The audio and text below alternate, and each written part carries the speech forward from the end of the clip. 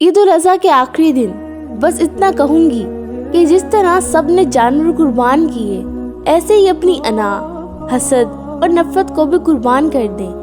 اللہ ہم سب کی قربانیاں قبول فرمائے۔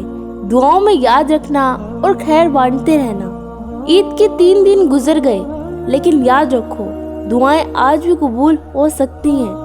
اپنے لیے نہیں، کسی اور کے لیے مانگو، کیونکہ جو دوسروں کے لیے مانگتا ہے اللہ اسے بھی نواز دیتا ہے۔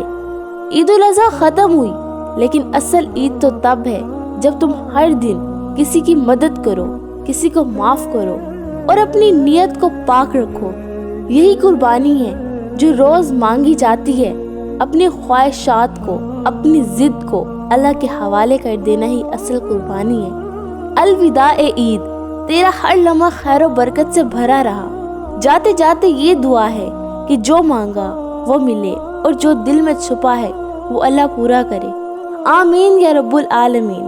اللہ تمہیں تمہاری نیت، تمہاری دعائیں اور تمہارے خواب سب پورے کرے۔